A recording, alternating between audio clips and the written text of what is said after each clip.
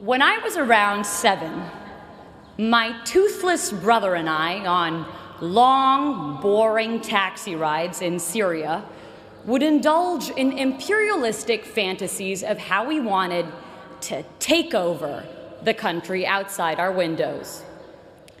My parents would quickly crush these imperial conquests by warning, "Shh, you'll get taken by Secret Service if they hear you." The walls everywhere, we were told, could hear our revolutionary ideas and would send us to prison.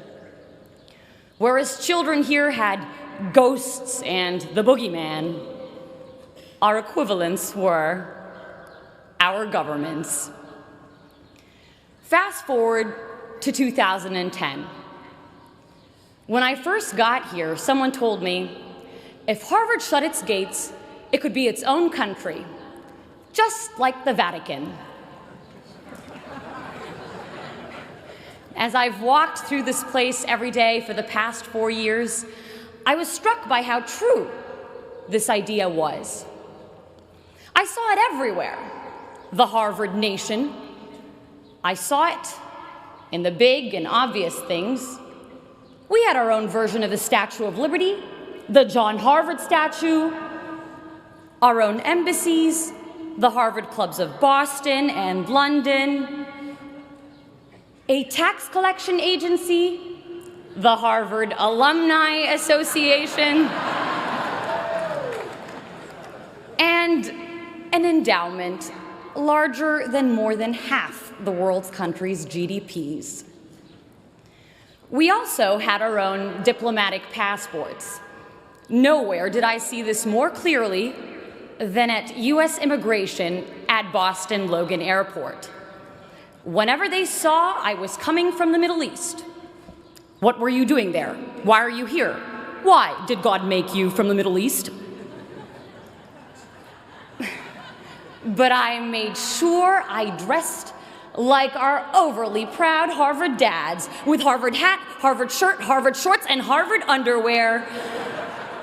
And as soon as they saw I was a citizen of Harvard, "Oh, you go to Harvard?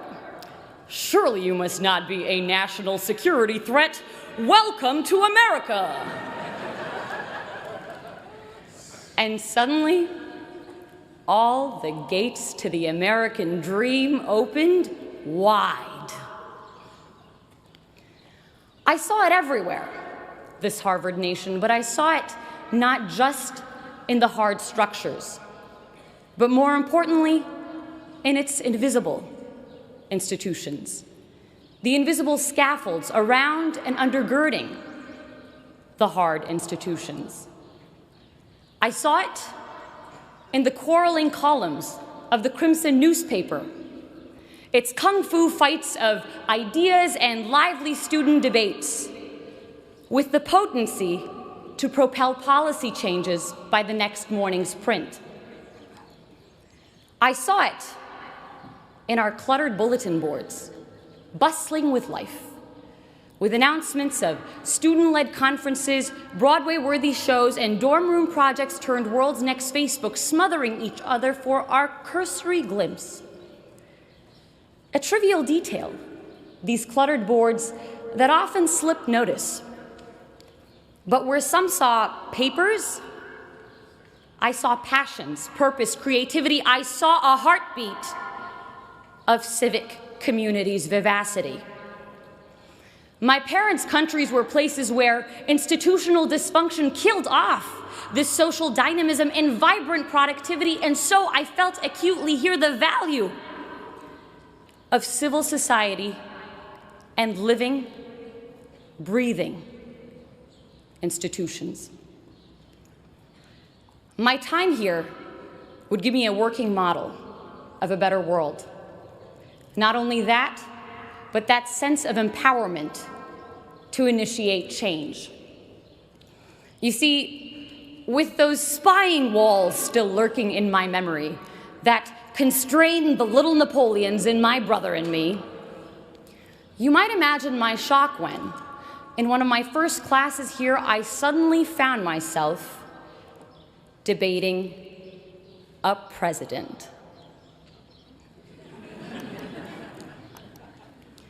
So it's the 1990s. Our negotiations class professor set the stage.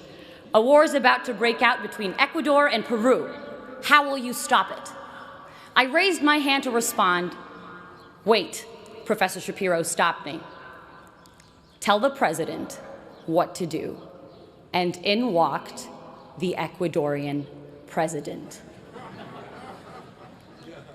In bringing the president to me, in having me speak to and question a shaper of history and experience the value he saw in my view, Harvard would make me feel I too could be him. I too had the power to shape history and not just be passively shaped by it. That sense of infinite possibility we have as children to think big and conquer great things was returned to me here. A less despotic version of it. But what seemed intractable problems of the world became opportunities for me, for us, to change things. You know, when I first got here, my name was Sarah. After Harvard, it would become, "Hey, Harvard!" with people stuffing 378 years, 5,000 acres of real estate, the entirety of Widener Library, and 32 heads of state all into my 5'6" self.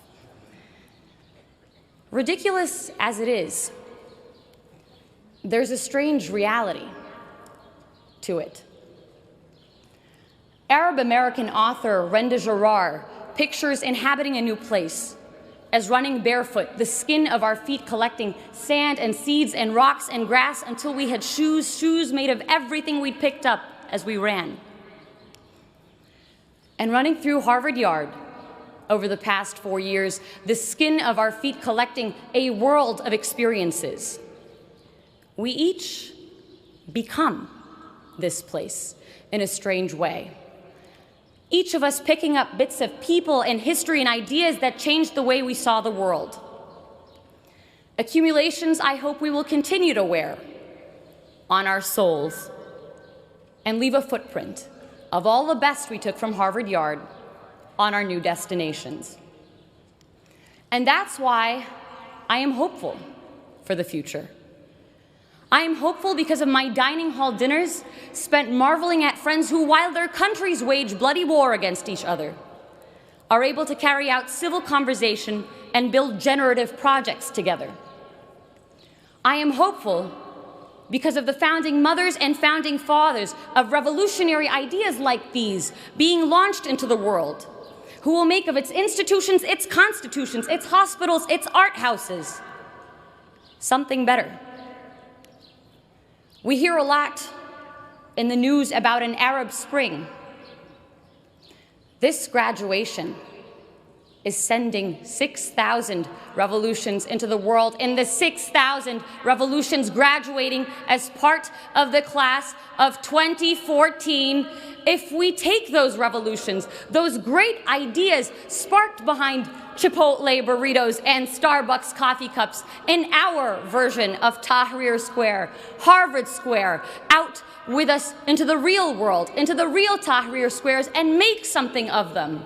Revolutions not in arms, but in minds, more powerful and permanent and pervasive. For this isn't a Ukrainian revolution or an Arab Spring, but a global revolution. This is the Harvard Spring of 2014. This is the Harvard Spring.